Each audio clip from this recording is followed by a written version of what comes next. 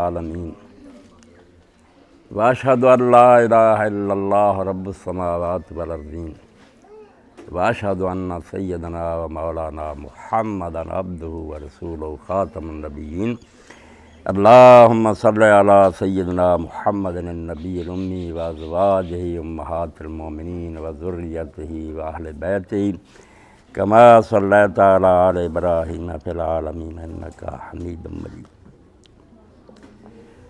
واجب الاحترام بہنوں اور بیٹیوں، آپ سے مخاطب ہوتے ہوئے مجھے بڑی خوشی محسوس ہو رہی ہے۔ میرے سامنے وہ منظر ہے کہ مدینہ طیبہ کی خواتین سید کائنات فخر موجودات حضرت محمد رسول اللہ صلی اللہ علیہ وسلم کی خدمت میں حاضر ہوں کہ اللہ کے رسول آپ مردوں کو ہر وقت واعظ و نصیحت کرتے رہتے ہیں، کوئی ہمارے لیے بھی وقت مخصوص کریں کہ ہم آپ کی تعلیم سے مستفید ہو سکیں۔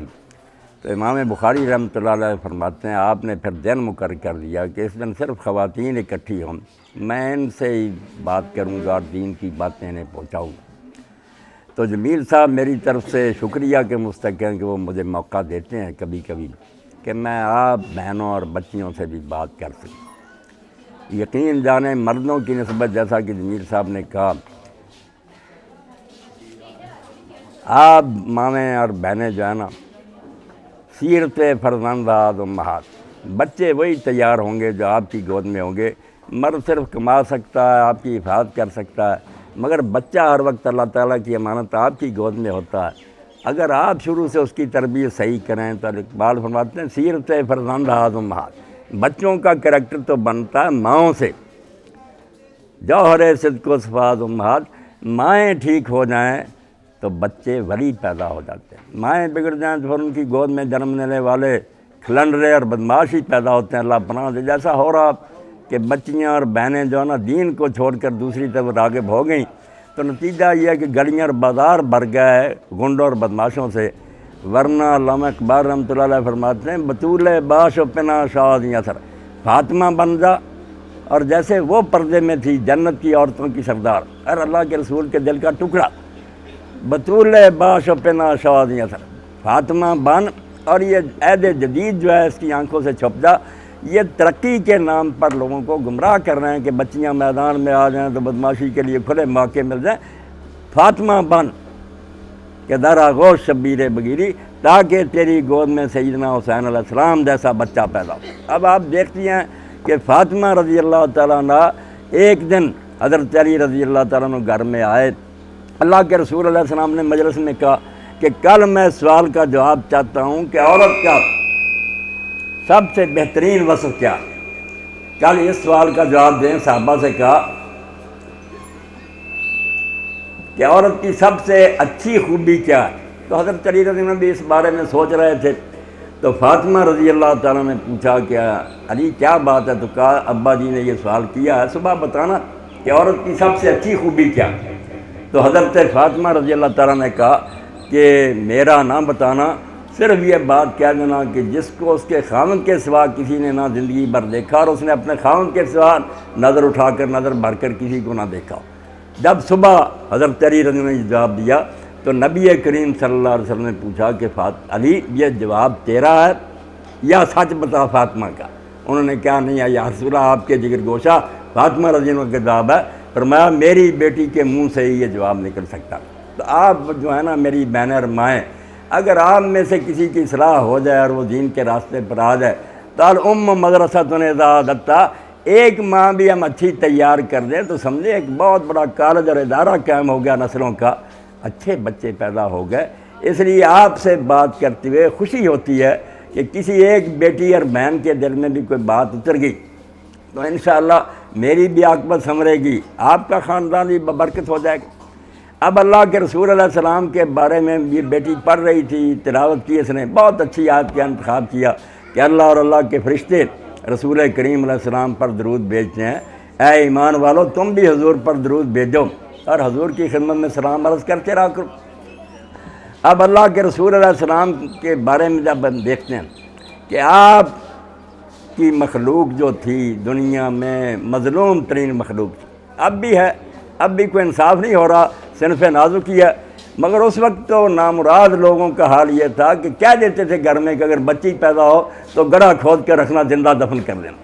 اللہ تعالیٰ قرآن میں کہتا ہے وَإِذَا الْمَوْءُودَةُ سُئِلَتْ کہ یہ زمین میں دفن شدہ بچیاں جب ہم ان کو زندہ کریں گے اور ماں باپ سے پوچھیں گے کہ کس جرم میں ان کو مارا گیا، یہ پیدا ہو گئی تھی تو میرا کام تھا ان کو پیدا کرنا، تم نے کیوں ان کو زندہ دفن کیا؟ مگر اللہ کے رسول علیہ السلام جب آئے تو آپ کی قدر و منزلت کتنی بڑھائی، آپ کو زمین سے اٹھایا اور آسمان کی بلندیوں تک پہنچا دیا۔ آنکھ نازت بر وجودش کائنات ذکر او فرمود باتی وہ سرا۔ اگر آپ بیوی ہیں تو اللہ کے رسول جن پر کائنات کو فخر فرمایا خیرکم خیرکم لأہلہ، تم میں سے جن قیامت کے بہتر وہ شمار ہوں گے جن کا سلوک گھر والی سے بہتر ہے۔ اور اگر ماں ہے تو فرمایا گفتاں مقصود ہے حرف کن زیر پائے امہات آمد جنا، ماں ہے تو کہہ دیا بیٹا اگر جنت چاہتے ہو تو ماں کے قدموں کے نیچے۔ جہم آئے یمن سے اور کہنے لگے حضور میں جہاد کے لیے جانا چاہتا ہوں، فرمایا ماں ہے، کہنے لگے ہاں، تو فرمایا جا کے ماں کی خدمت کر، جہاد سے افضل عمل۔ تو یہی بچیاں جن کو زندہ دفن کیا جاتا تھا، اللہ کے رسول علیہ السلام اب بھی ہوں گی آپ بہنوں کے ہاں زیادہ بچیاں پیدا ہو جاتی ہیں، آپ بھی پریشان ہوتی ہیں اور نالائق میں نے ایسے خاوند دیکھیں جو اسی بنا پر طلاق دے دیتے ہیں کہ اس کے اوپر بیٹیاں ہو رہی ہیں۔ کوئی ظالم نہیں سوچتا کہ اگر تیرے اختیار میں ہوتا یہ اس بیٹی کے تو بیٹا نہ پیدا کر رہی تھی، کیوں ظالم و ظلم کر رہے ہو؟ تو اللہ کے رسول علیہ السلام نے فرمایا جس کے گھر میں 3 بیٹیاں ہوں وہ اچھا سلوک کرے اور جوان ہونے کے بعد ان کی شادی کرے اور تربیت کرے، کنّا سترا لہو من النار، دوزخ کی طرف سے اس ماں باپ کے لیے پردہ بن جائے گی، جہنم سے بچانے گی۔ تو لوگوں نے پوچھا اللہ کے رسول اگر کسی کی 2 ہی ہوں؟ تو فرمایا ہاں 2 بھی ہوں گے، اگر ان کو برا نہیں منایا وہ ماں باپ کو انشاءاللہ دوزخ میں جانے سے بچا لیں گے۔ تو اللہ کے رسول کے جو احسانات ہیں اس امت پر اور آپ پر، ہم اس کا حق نہیں ادا کرتے۔ اسی لیے اللہ تعالیٰ کہتا ہے رسول کریم علیہ السلام کی شان تو یہ ہے، ان کا مرتبہ یہ کہ اللہ اور اس کے فرشتے خود درود بھیجتے ہیں۔ اب اس سے بڑا مرتبہ کیا ہوگا کہ کائنات کا مالک اللہ کے رسول سے محبت کرتا ہے۔ ہم درود ترجمہ کر لیتے ہیں تو بات کوئی واضح نہیں ہوتی۔ درود بھی فارسی کا لفظ ہے، تحسین کو کہتے ہیں، تعریف کو کہتے ہیں، اور جو عربی زبان کا لفظ ہے یصلون نبی، آپ پڑھی لکھی ماشاءاللہ بچی ہیں، 3 معنی بنتے ہیں اس کے، صرف درود بھیجتے نہیں۔ پہلا معنی جو ہوتا ہے یصلون نبی کا وہ محبت، کہ منافق اور کافر لوگ حضور سے دشمنی کرتے ہیں، آپ سے بغض رکھتے ہیں، صرف اس لیے کہ آپ نے سچا دین دیا، لوگوں کو جہالت سے نکال کر آپ روشنی کی طرف لائے، اس لیے دشمن ہو گئے۔ آپ بہنیں جانتے ہیں یہی اللہ کے رسول تھے کہ نبوت کے اعلان سے پہلے سارا مکہ ان کے پاؤں چومتا تھا۔ وہ کافر جو بعد میں دشمن ہو گئے، 35 سال کی عمر تھی، خانہ کعبہ تعمیر ہو رہا تھا، سب کچھ بن گیا، صرف حجر اسود کو نصب کرنا تھا، وہ کالا پتھر جس کو چومتے ہیں۔ اللہ آپ کو مجھے سب کو بار بار نصیب کرے۔ تو جھگڑا ہو گیا، ہر خاندان یہ کہا کہ یہ فخر میں حاصل کروں گا، ہم یہ پتھر نصب کر لیں گے، مرنے نوبت پہنچ گئی۔ آخر ایک بزرگ نے کہا کہ ایسا نہ کرو، انتظار کرو، صبح فجر کے وقت جو آدمی پہلے مسجد میں داخل ہو اس سے فیصلہ کرا لو۔ اب اللہ کا کرنا، اعلان نبوت سے ہی 5 سال پہلے 35 سال کی عمر آپ ہی مسجد میں آ گئے تو سارے کہنے لگے ھذا صادق امین، بھائی وہ آ گیا جس سے زیادہ سچا اور دیانتدار کوئی نہیں۔ حضور علیہ السلام نے بڑی دانائی سے مسئلہ حل کیا، فرمایا چادر لاؤ، اپنے دستے مبارک سے اٹھا کر حجر اسود اس میں رکھا، ہر قبیلے کے ایک سردار کو کہا اس کے کونے پکڑ لو، سب خوش ہو گئے کہ سب کا حصہ ہو گیا۔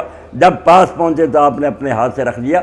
تو جس رسول کی اتنی عزت تھی، دین بتانے کے بعد جب آپ نے روشنی پھیلانی شروع کی، وہی آپ کو گالیاں دینے لگے، آپ کے راستے میں کانٹے بچھانے لگے، نماز میں آپ کا گلا گھونٹنے لگے، سجدے میں حضور گئے تو بچڑ خانے سے اوجڑی لا کر آپ پر ڈال دی، آپ سے اٹھا نہیں جاتا تھا۔ گھر میں خبر دی کسی نے تو حضرت فاطمہ رضی اللہ تعالیٰ روتی آئیں، اوجڑی ہٹائی، دھو رہی تھی، تو نماز کے بعد آپ نے کہا فاطمہ کیا تم سمجھتی ہو کہ تمہارے باپ کو اسی طرح اللہ تعالیٰ بے کس و تنہا چھوڑ دے گا؟ یہ 7 آدمی کافر جس وقت بیٹھے نا، یہ 7 ہی بری موت مریں گے، اور باقی وہ میدان بدر میں قتل ہوئے اور گھسیٹ کر انہیں گڑھے میں ڈالا گیا۔ تو اللہ کا رسول جس کی اتنی عزت تھی اس سے دشمنی کرنے لگے۔ تو آیت میں جو اللہ تعالیٰ نے کہا نا کہ یہ بغض رکھتے ہیں، دشمنی کرتے، پہلا ترجمہ یہ کیا کریں، سب بچیاں نوٹ کر رہے ہیں کہ اللہ اور اس کے فرشتے رسول اللہ سے محبت کرتے ہیں، یہ بغض رکھتے ہیں، عداوت کرتے ہیں، حالانکہ اللہ کو اپنے رسول سے پیار ہے، اس کے فرشتے حضور علیہ السلام پر فدا ہیں، اور ہمیں جو بعد میں حکم دیا یا ایھا الذین آمنوا صلوا علیہ، تو ایک ترجمہ میری بہنوں اور بیٹیوں یہ ہے کہ سب سے بڑھ کر اللہ کے رسول سے محبت کرو۔ پہلے محبت کا مطالبہ کہ جب اللہ اور اس کے فرشتے حضور سے محبت کرتے ہیں تم کیوں محبت نہ کرو؟ اور اسی لیے اللہ کے رسول علیہ السلام نے فرما دیا کہ لا یؤمن احدکم حتی اکون احب الیہ من والدیہ وولدیہ والناس اجمعین، کہ کوئی آدمی مومن نہیں ہو سکتا جب تک وہ اپنے ماں باپ سے، اپنی اولاد سے اور سارے جہان کے لوگوں سے بڑھ کر آپ سے محبت نہ کرے۔ اس لیے آیت کا پہلا ترجمہ اور پہلا مطالبہ یہ ہے کہ اللہ اور اللہ کے فرشتے ان کافروں اور منافقوں کے خلاف حضور سے محبت کرتے ہیں، تم بھی حضور کے پروانے ہو جاؤ، محبت کرو۔ اور محبت رسول کے بغیر میری بہن اور بیٹیوں اسلام نام کی کوئی شے نہیں۔ اگر کوئی کہتا نا میں مومن ہوں مگر حضور سے محبت نہیں، رمز قرآن روح ایمان جان دی ہست حب رحمت اللہ العالمین، کوئی پوچھے کہ قرآن کا خلاصہ کیا ہے، دین کیا کہتا ہے، ایمان کیا کہتا ہے، تو نچوڑ تو یہی ہے کہ محمد رسول اللہ صلی اللہ علیہ وسلم نے محبت کرنا۔ اب آپ بچیوں نے جو محبت کی اس کا ایک نمونہ میں عرض کر دوں، سیرت رسول کریم علیہ السلام روشنی کا مینار، ہم پڑھتے رہیں تو بچیوں کو، بیٹیوں کو، ماؤں کو، بہنوں کو نمونے ملتے۔ اب جنگ احد ہوئی، ایک ایسی خوش نصیب بہن نکلی جس کے 4 رشتہ دار شہید ہو گئے۔ اب اس سے بڑا صدمہ وہ عورتیں جن کے لیے حضور نے فرمایا کہ ان کے دل تو قواریر ہیں، شیشے۔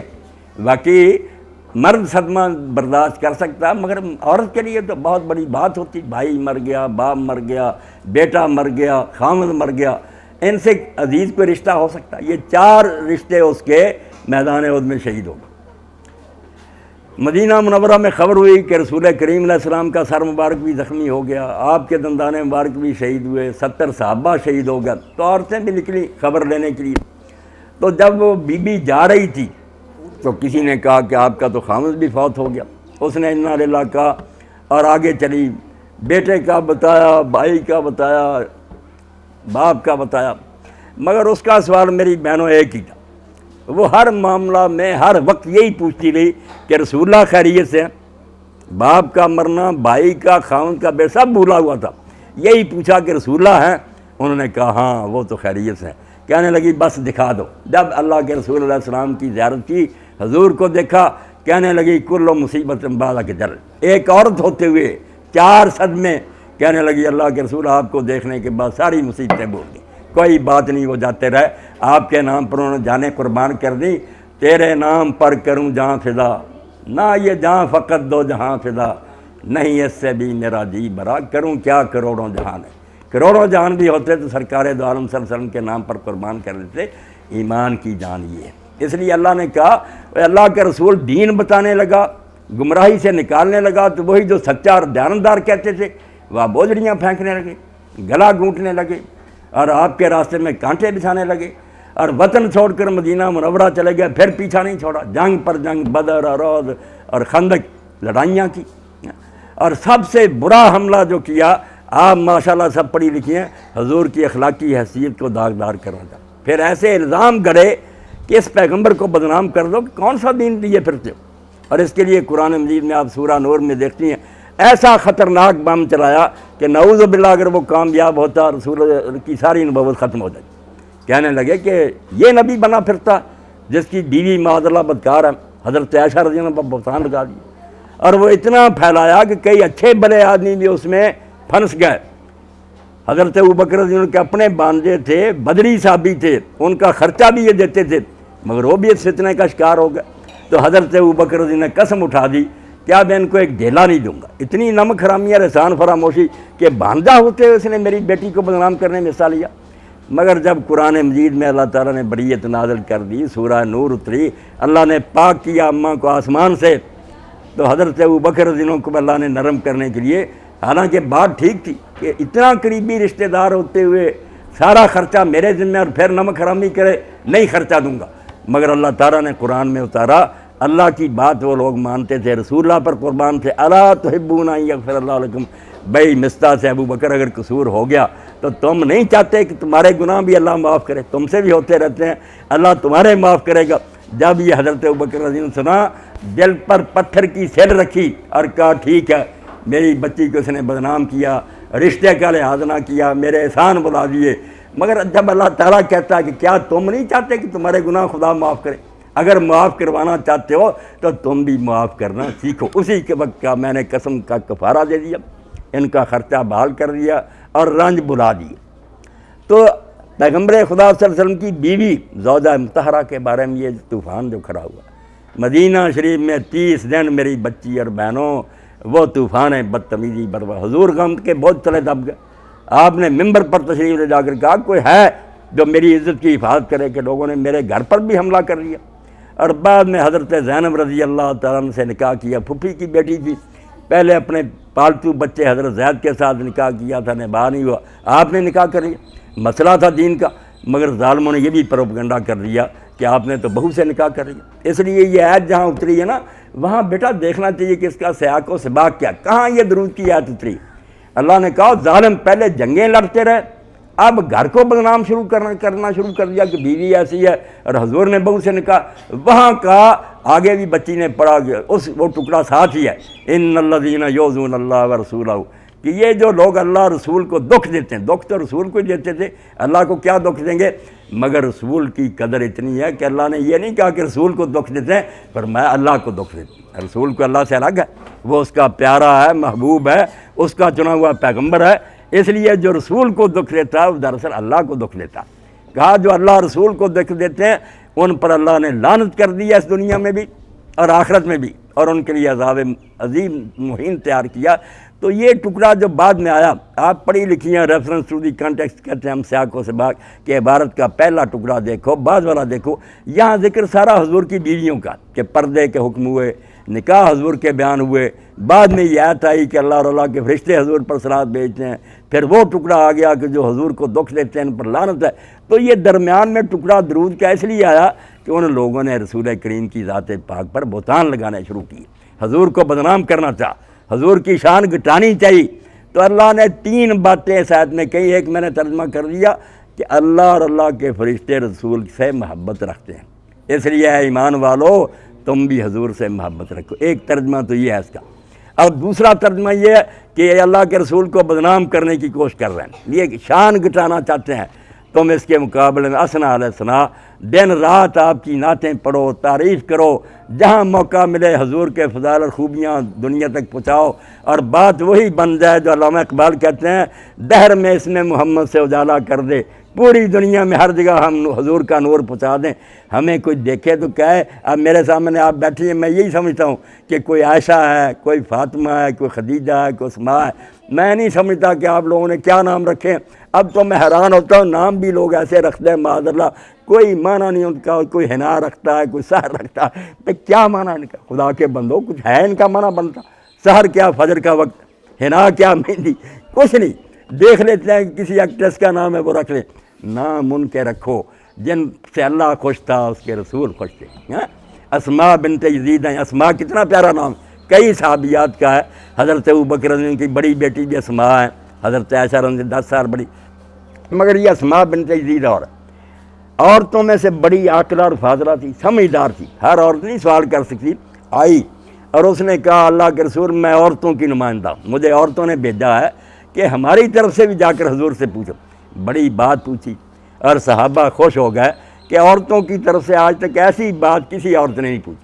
اسماء نے کہا یا رسول اللہ، مرد جمعے کی نماز میں شریک ہوتے ہیں، جہاد پر جاتے ہیں، جنازے اٹھاتے ہیں، دفن کرتے ہیں، ہم ان ساری چیزوں سے محروم ہیں، ہمیں کیا ملے گا؟ اللہ کے رسول علیہ السلام نے فرمایا جس عورت کا گھر کا کام کرتے ہوئے حال ہو جائے کہ اس کے منہ پر بھی رخساروں پر بھی میل جم جائے، اس کے ہاتھ میلے ہو جائیں، اپنے گھر کو سنبھال رہی ہے، آپ نے فرمایا اسماء میری طرف سے جا کر عورتوں کو کہہ دے کہ وہ ایسے رشک اور حسد کا شکار نہ ہو کہ مرے یہ کام کرتے ہیں، گھر بیٹھی انہیں جہاد کا، جنازے پڑھنے کا، جمعے میں شریک ہونے کا سب کا ثواب اللہ تعالیٰ دے گا، عورتوں کا مرتبہ کم ہے۔ اور اسی لیے آپ دیکھ رہی ہیں کہ اللہ کے رسول نے کہیں نہیں فرمایا کہ جنت باپ کے قدموں کے نیچے، کوئی حدیث پاک نہیں ہے، آپ کا کہا کہ ماں کے قدموں کے نیچے نا۔ اور اللہ کے رسول علیہ السلام نے جو قدر بڑھائی، نالائق ٹھیک ہے امتی کہلاتے ہیں، اب بھی سمجھتے ہیں کہ پاؤں کی جوتی، میں نے کئی خبیثوں سے عورت کیا پاؤں کی جوتی، مگر حرامی اگر تم رسول کو مانتے ہوتے ایسا نہ کہتے۔ رسول کی نظر میں بیٹی جنت کا سامان ہے، بہنیں حضور نے فرمایا اگر کسی کی بہنیں ہوں اور ان سے اچھا سلوک کرے، اب میرے سامنے آپ میری بچیاں بیٹیاں بیٹھی ہیں، ایک صحابی رسول کی موت کا وقت آیا، جنگ احد کا دن تھا، حضرت عبداللہ ان کا نام تھا، حضرت جابر کے والد تھے، جابر بھی صحابی تھے، عبداللہ بھی صحابی۔ باپ نے بیٹے کو بلایا اور کہا جابر بیٹا، میں نے اپنے رب سے بڑی دعائیں مانگی ہیں کہ اللہ تعالیٰ مجھے شہادت نصیب کرے، اور مجھے یقین ہے کہ آج پہلی صف جو شہید ہوگی نا میں ان میں شامل ہوں گا، اللہ میرا شوق پورا کرے گا۔ تو دنیا چھوڑتے ہوئے مجھے کوئی غم نہیں، مگر میں ایک بات کی گارنٹی چاہتا ہوں کہ تیری 9 بہنیں ہیں اور صرف تو ایک بیٹا ہے۔ میں جابر تو سے یہ چاہتا ہوں کہ مجھے تسلی دے کہ ابا جی تمہارے جانے کے بعد بہنوں کو یہ نہیں محسوس ہوگا کہ یہ تو گھر وہ نہیں کر رہا، یہ تو بدل گیا، ابا جی کے بعد وہ گھر ہی نہیں نظر آتا، نہ ہماری کوئی عزت نہ آبرو۔ یہ جابر مجھے تسلی دے، دنیا چھوڑنے کا مجھے کوئی غم نہیں، میں تو شوق سے اللہ سے شہادت مانگ رہا ہوں، مگر یہ تسلی 9 بہنیں، کتنا بڑا امتحان تھا کہ ایک بھائی تھا 9 بہنیں۔ حضرت جابر نے کہا اللہ کے رسول علیہ السلام کے لیے اسی لیے حکم نہ کہ اللہ اور اللہ کے فرشتے محبت کرتے ہیں، اللہ اور اللہ کے فرشتے حضور کی تعریفیں کرتے ہیں، 2 ترجمے ہو گئے، تیسرا بھی آ جائے تو کیوں تعریفیں کرتی؟ دنیا میں کسی بندے سے وہ کام نہیں ہوا جو اللہ کے رسول علیہ السلام سے ہوا، پیدا ہی نہیں کیا ہوا آپ کا ثانی۔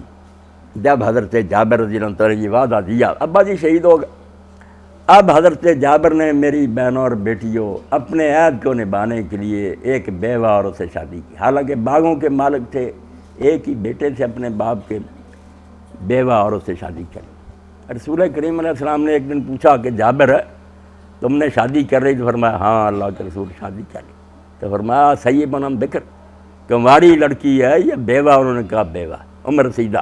تو حضور علیہ السلام کو کچھ غم ہوا کہ باپ کا ایک ہی بیٹا تھا، اچھا بڑا کھاتا پیتا تھا، کوئی اپنی عمر کی کرتا، تو انہوں نے وہ واقعہ سنایا کہ جس دن ابا جی شہید ہوئے اللہ کے رسول، یہ ہدایت انہوں نے کی۔ اب میں نے سوچا کہ اگر میں اپنی عمر کی لے آتا ہوں، اپنی رنگ رلیوں میں لگ جائیں گے، کون ان بچیوں کو سنبھالے گا؟ یہ میری بہنیں جو ہے نا ضائع ہو جائیں گی، رول جائیں گی۔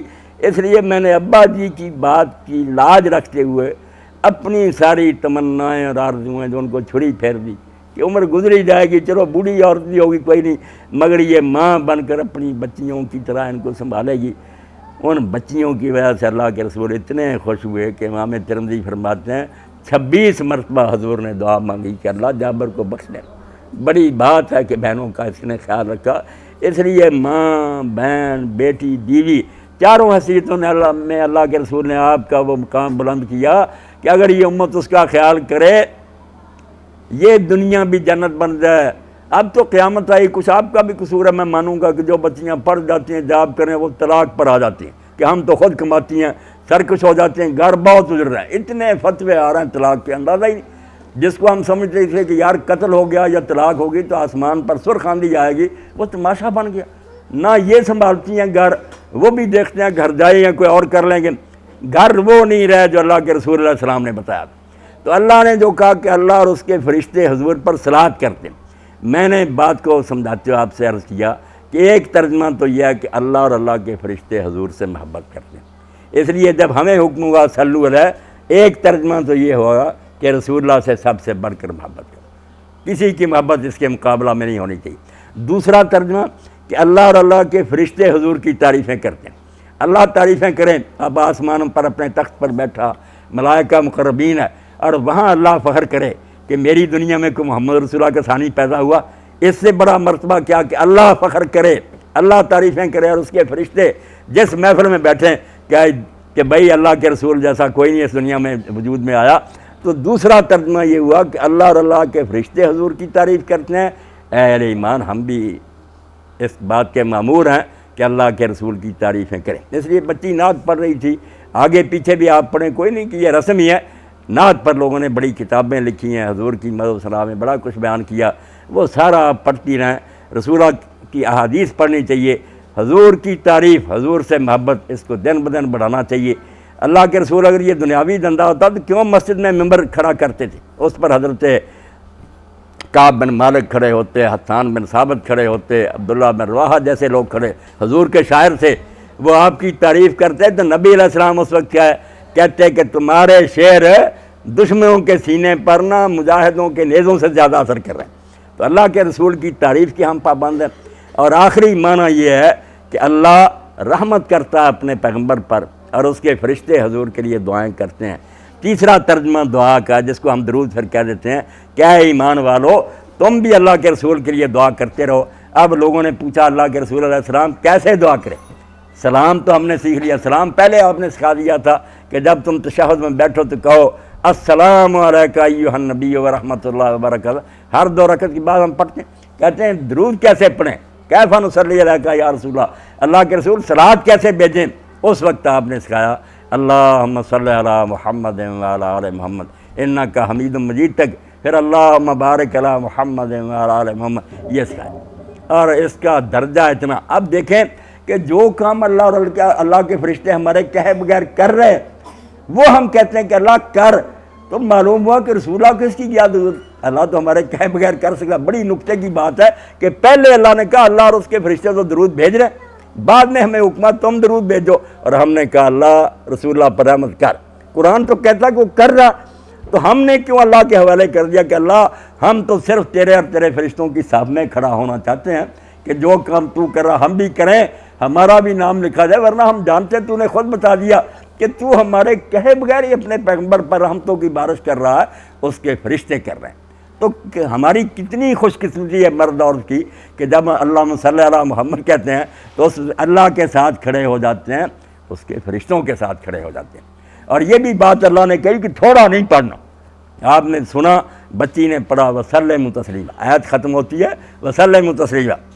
جاننے والے جانتے ہیں کہ جب کسی حکم کے ساتھ اس کے مصدر کو دہرا دیا جائے نا، ہم کہیں مارو جیسے مارنے کا حق ہے، بعد میں مارنا لائیں، یا پڑھاؤ بچوں کو جیسے پڑھانا چاہیے، مصدر آئے نا دوبارہ مصدر مطلق کہتے ہیں، پھر ہو جاتا بہت زیادہ۔ اللہ کہتا سلیم پر بات ختم ہو گئی تھی کہ سلام کہو حضور پر، نہیں فرمایا تسلیمہ۔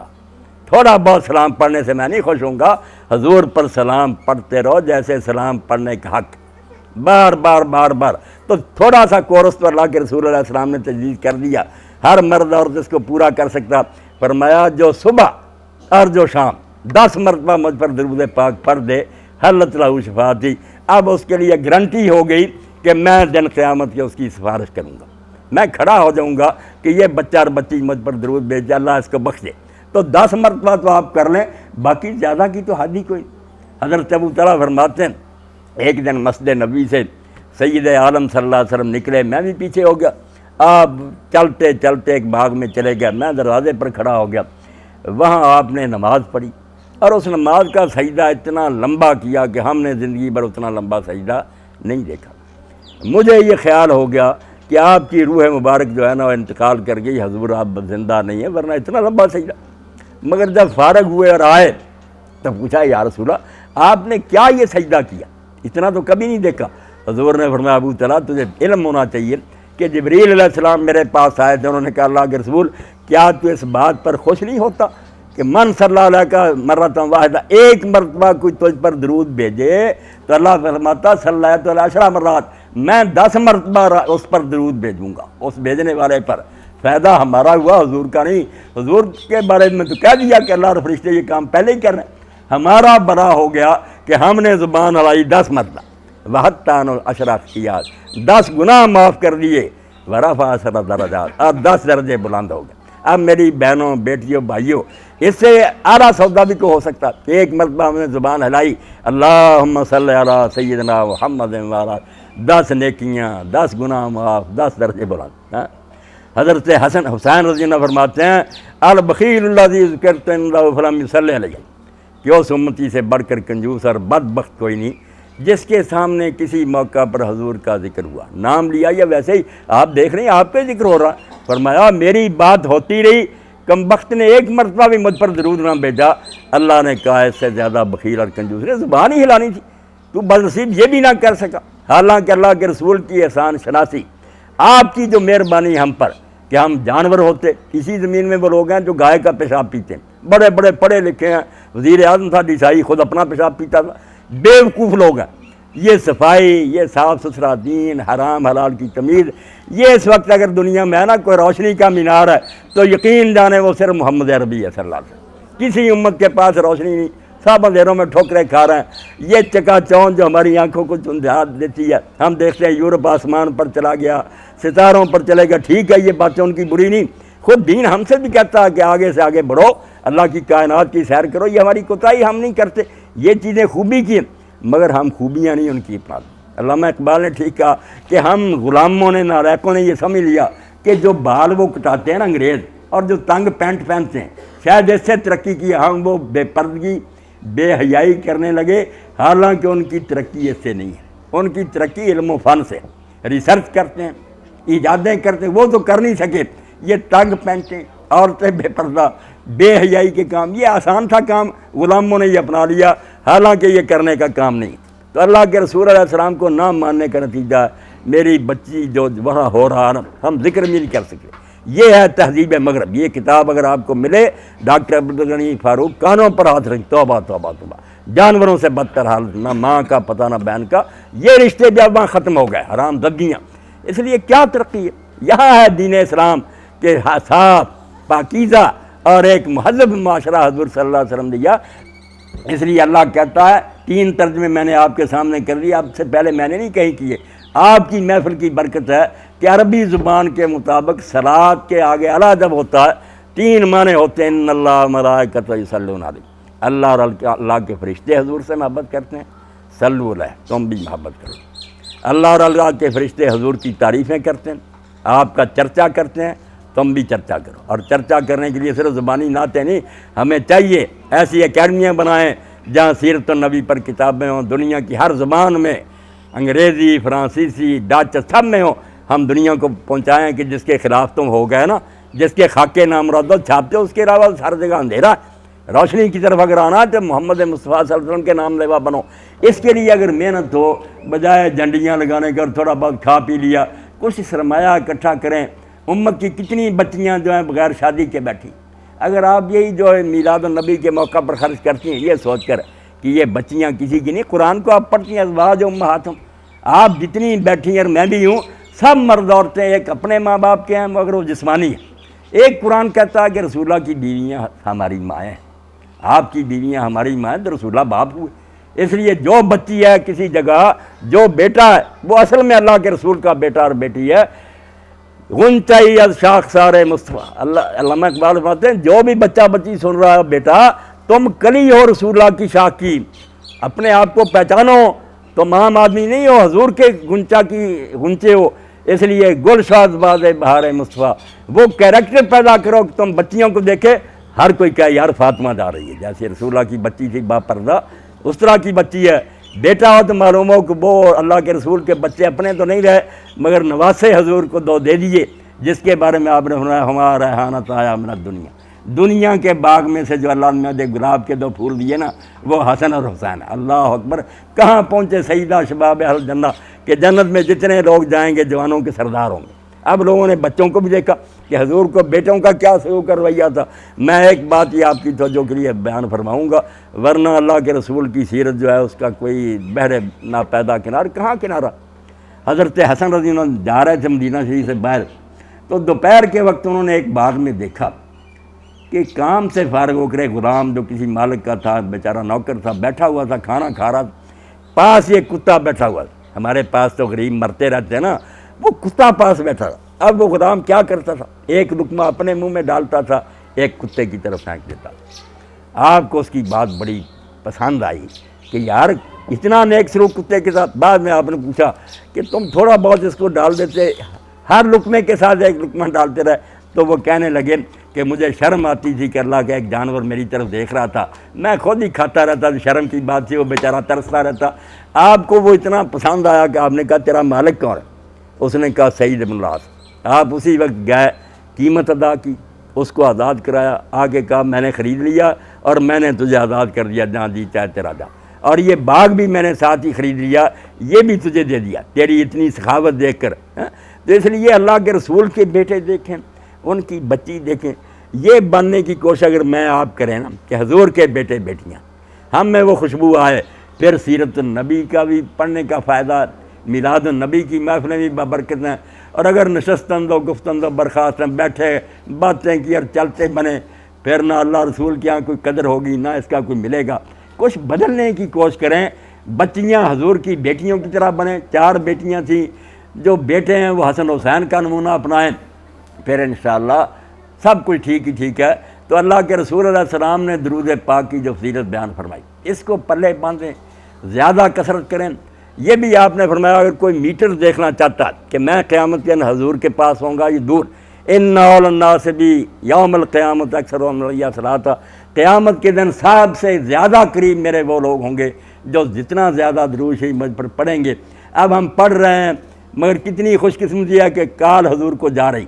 فرمایا انا للہ ملائکۃ سیاحین فی الارض, ایک گروہ فرشتوں کا صرف اس ڈیوٹی پر اللہ نے لگا دیا, یبلغونی من امتی السلام, جب بھی میرا امتی مجھ پر سلام کہتا ہے یہ درود شریف, وہ فوراً آپ کو رنگ کر دیتے ہیں کہ اللہ نام لے کر کہ فلاں کہہ رہا, اور حضور بھی نام لے کر اس کو جواب دیتے ہیں. اب بچی کو حضور جواب دیں, مجھے دیں, اس سے بڑی میری اور آپ کی کوئی خوشی ہوگی؟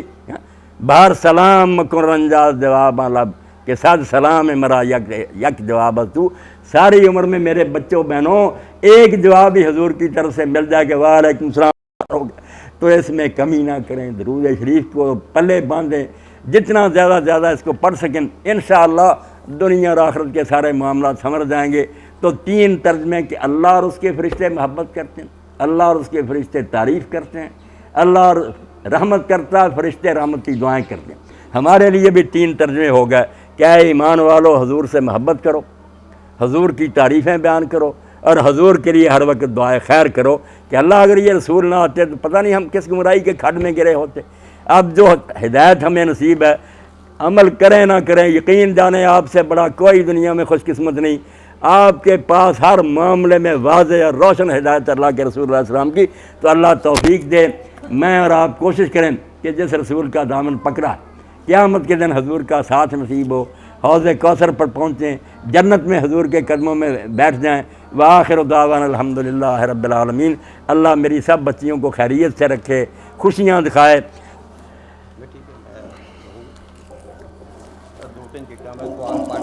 سوال بے شک ہے, کھلے دل سے میری بچیاں جو چیز ہے. بسم اللہ.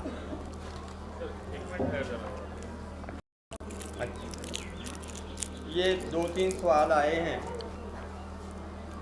پہلا سوال ہے کہ آج مغرب گاہے بگاہے اسلام اور نبی صلی اللہ علیہ وسلم کی شان میں گستاخی کرتے رہتے ہیں. ایک عام آدمی کو اس کے رد عمل میں کیا کر سکتا ہے؟ ایک آدمی اس کے رد عمل میں کیا کر سکتا ہے؟ میری بہنوں, ایک رد عمل تو ہے وقتی اور ہنگامی. لوگ جوش میں آ جاتے ہیں, جلوس نکالتے ہیں, پتلے جلاتے ہیں, برا کہتے ہیں, کچھ دن کے بعد ٹھنڈے ہو جاتے ہیں. وہ بھی ٹیسٹ کرتے رہتے ہیں کہ یہ کتنا ان میں غیرت کا مادہ. اصل میں جو کرنے کا کام ہے نا وہ تو ہم بھی نہیں کرتے. کہ جو اللہ کے رسول نے ہمیں بتایا اس پر چلتے ہوتے تو کسی کافر کی کیا مجال تھی وہ حضور کی شان میں گستاخی کرتا.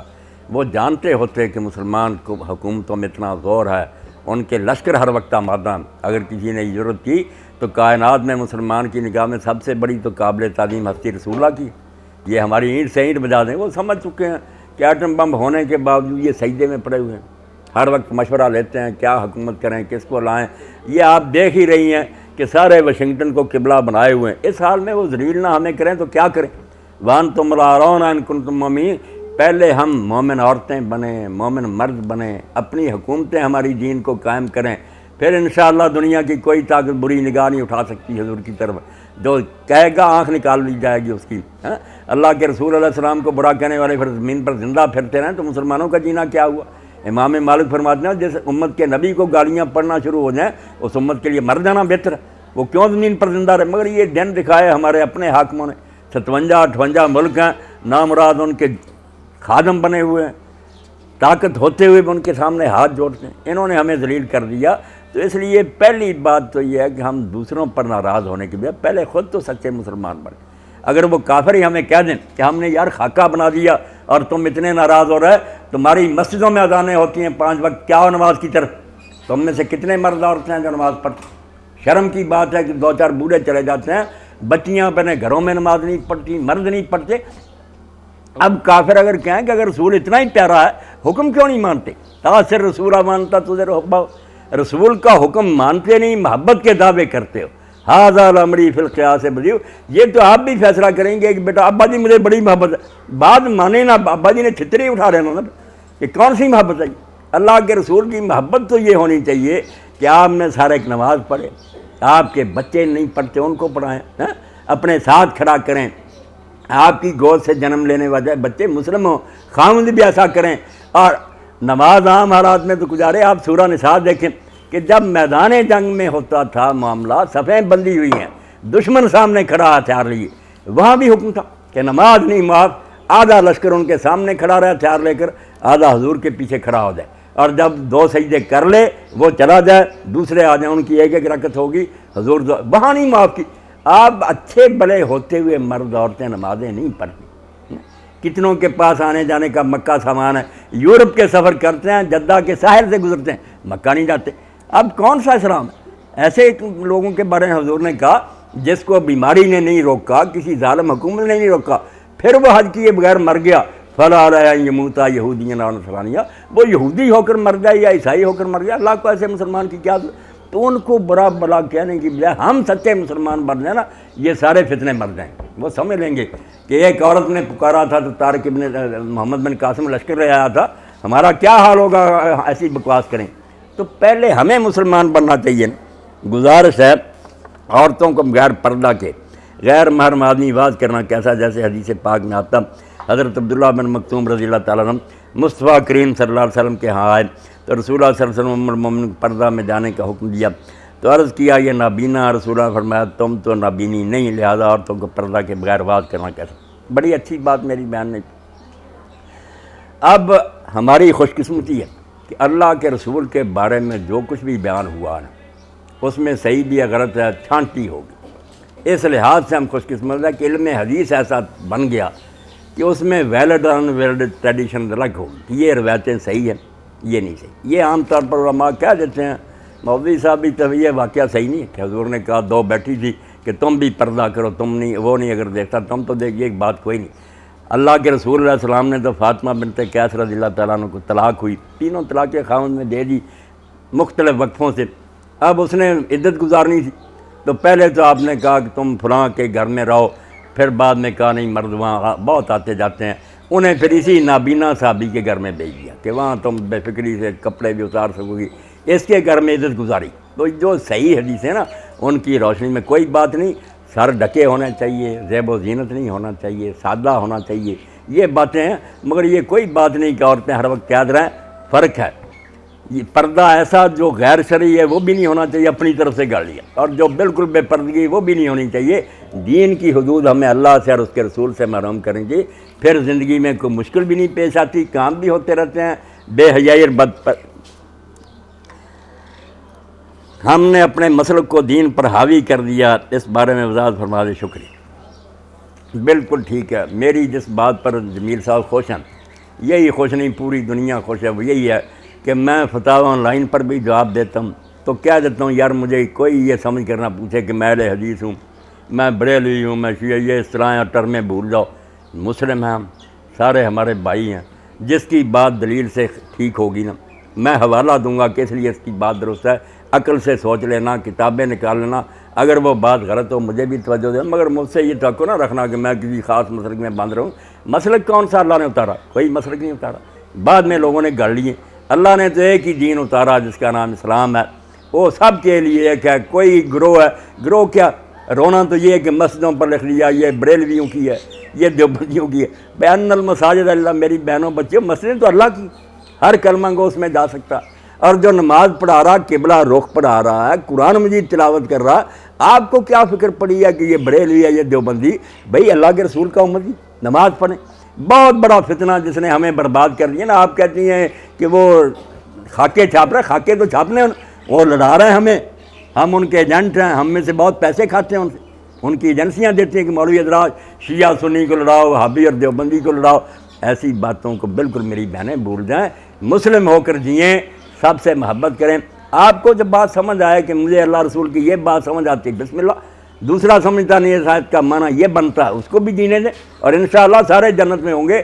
وَنَزَعْنَا مَا فِي صُدُورِهِم مِّن غِلٍّ، اللہ کہتا ہے دنیا میں اگر کوئی رنجشیں پیدا ہوگی نکال لیں گے، ہم سب بھائی بن کر بیٹھیں گے، کہ کوئی بات نہیں، رسول اللہ کے ہم امتی تھے، حضور کے نام لے لا، یہ فرقے وغیرہ مسئلہ کوئی نہیں پوچھے گا انہیں. جی میرا خیال اب ٹائم ہو گیا. ہاں ماشاء اللہ ماشاء اللہ. اب دو تین منٹ ہاں کر لیں پھر دعا کریں اور بہنوں سے رخصت لیں.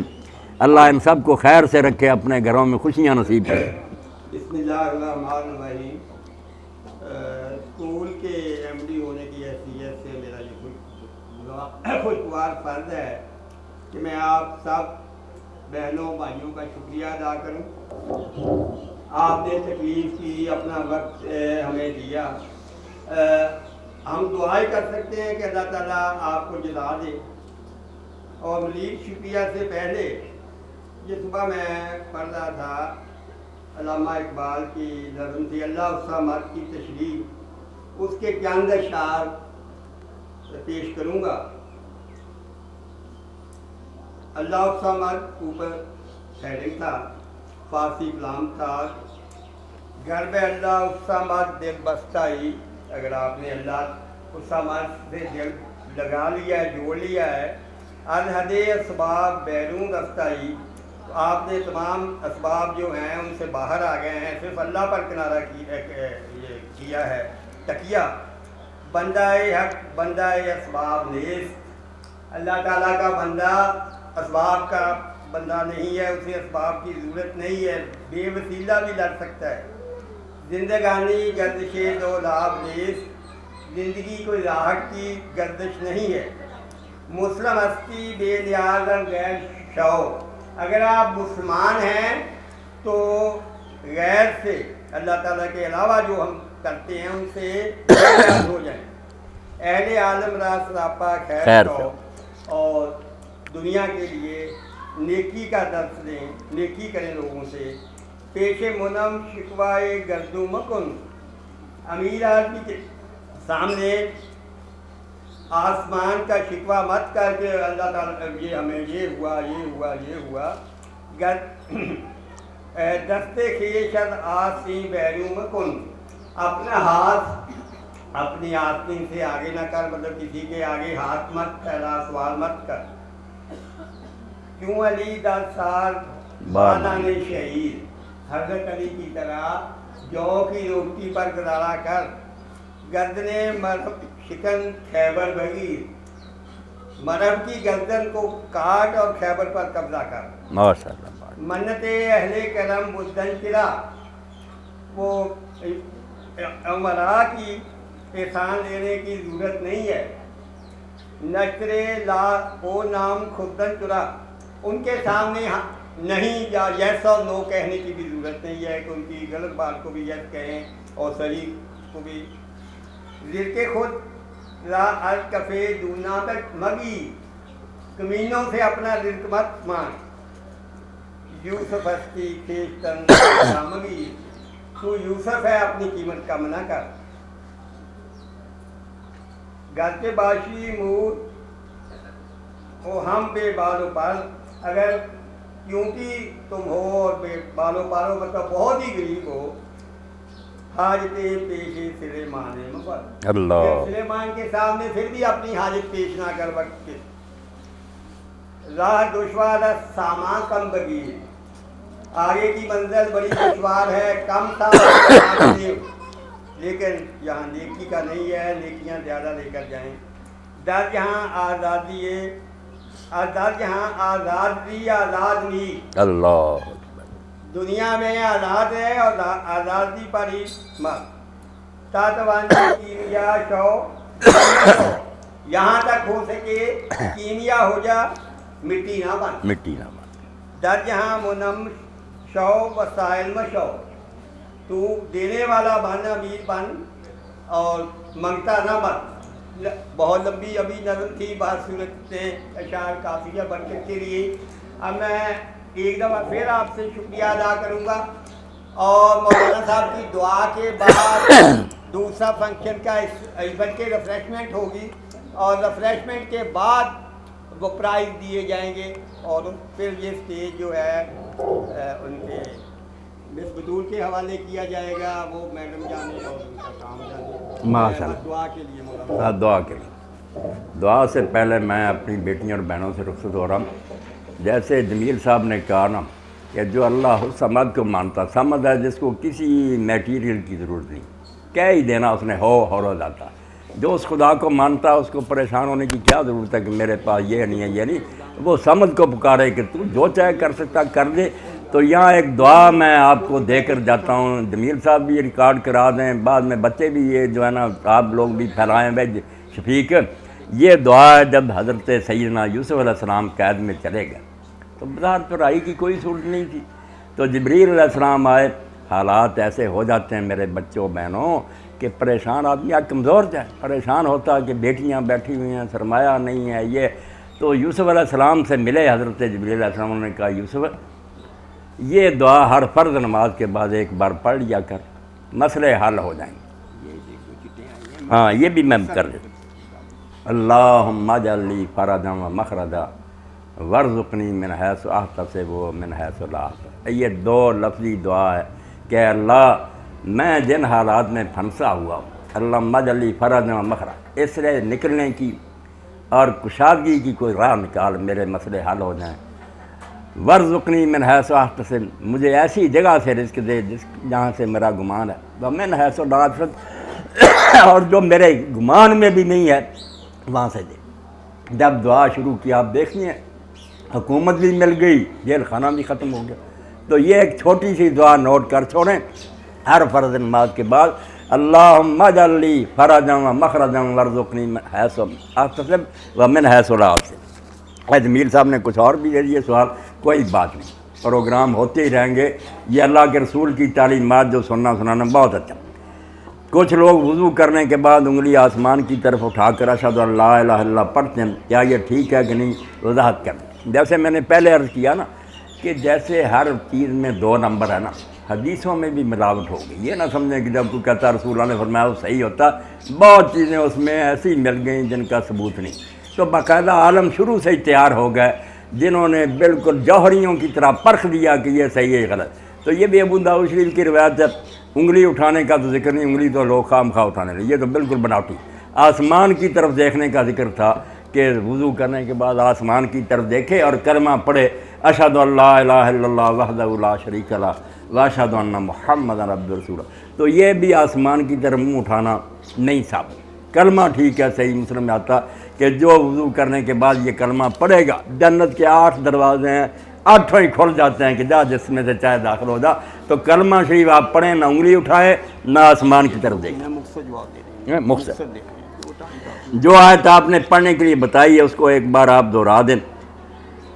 میں نے پڑھ لیا، اللہم اجعل لی فرجا و مخرجا وارزقنی من حیث احتسب و من حیث لا احتسب۔ پھر لکھوا دوں گا جمیل صاحب کو کسی، آج کل بسم اللہ کی بجائے ہاں لکھ دیں گے بسم اللہ کے آغاز یعنی 786 کو لکھا جا رہا۔ بعض لوگ کہتے ہیں کہ یہ بدعت ہے، اسلام میں ایسا کوئی تصور نہیں، یہاں وہ بات مناسب ہے جو کسی نے امام محمد ابن حنبل رحمۃ اللہ علیہ سے کہی کہ ایک طرف تو کہ جب بھی حضور کا ذکر ہے درود شریف پڑھے، مگر کتابوں میں ہم دیکھتے ہیں کہ بڑے بڑے علماء لکھتے آتے ہیں، بس آپ کا نام لکھتے ہیں، درود شریف ساتھ نہیں لکھا ہوتا۔ انہوں نے کہا وہ لکھتے نہیں کتاب لمبی ہونے کی وجہ سے، مگر زبان سے اس وقت پڑھ دیتے ہیں۔ اس لیے جب 786 لکھیں کہ بیدبی نہ بسم اللہ الرحمن، کوئی نہیں بری نہیں، مگر زبان سے ضرور پڑھا کریں، یہ نہیں کہ صرف لکھی جائے، ادھر 786 لکھیں اور ساتھ ہی زبان سے کہہ دیں بسم اللہ الرحمن الرحیم۔ حضور پاک کے نام بار بعض لوگ احترام انگوٹھے چومتے ہیں کہ ایسا کرنا ٹھیک ہے۔ اللہ کے رسول علیہ السلام ہمیں مل جاتے یا قیامت کے دن سامنے آ جائیں تو ہم آپ کے دست مبارک کو بوسہ دیں گے، بالکل خوش قسمتی ہوگی کہ حضور کا ہاتھ چومیں۔ آپ دیکھیں نا، آپ میرا ادب کرنا چاہے اپنا ہاتھ چوم لیں، سوچیں بھی نا ذرا، یہ نہیں کہ چلتا آتا میرے اور آپ کے ہاتھ حضور کے ہاتھ ہیں کہ ہم ان کو چومتے ہیں۔ کوئی حضور نے یہ بات نہیں فرمائی، نہ اس کی حدیث ہے، صرف ایک رواج ہے۔ لوگوں نے کہا آدم علیہ السلام نے چومے تھے، خضر علیہ السلام، سب جھوٹی باتیں۔ چومے انگوٹھے اکھیں ترنا بدعت صاحب بتایا۔ بڑے بڑے علماء بیٹا فارغ ہو چکے ہیں، درود شریف پڑھا کریں، جب نام آئے اسی وقت کہہ دیں صلی اللہ علیہ وسلم۔ اللہ خوش رکھے، دعا فرمائے، خیر و برکت نصیب کرے۔ خوشی ہوئی آپ بچیوں نے سب نے ذرا تحمل سے میری بات سنی۔ الحمدللہ رب العالمین والصلاة والسلام علی رسولہ الکریم سیدنا و نبینا و مولانا محمد و آلہ و اصحابہ اجمعین اللہم وفقنا لما تحب و ترضى واجعل آخرتنا خیرا من الدنیا اللہم استعملنا بسنت نبیک و توفنا علی ملتہ وعیذنا من مضلات الفتن ربنا آتنا فی الدنیا حسنة وفی الآخرة حسنة وقنا عذاب النار ربنا هب لنا من ازواجنا وذرياتنا قرة اعین واجعلنا للمتقین اماما اللهم انصر الاسلام والمسلمین واخذل الكفرة والمشرکین اللهم ارزقنا طیبا واستعملنا صالحا وصلی اللہ تعالی علی عبد اللہ ورسولہ خاتم النبیین سیدنا و نبینا و مولانا محمد و آلہ و اصحابہ اجمعین آمین یا رب العالمین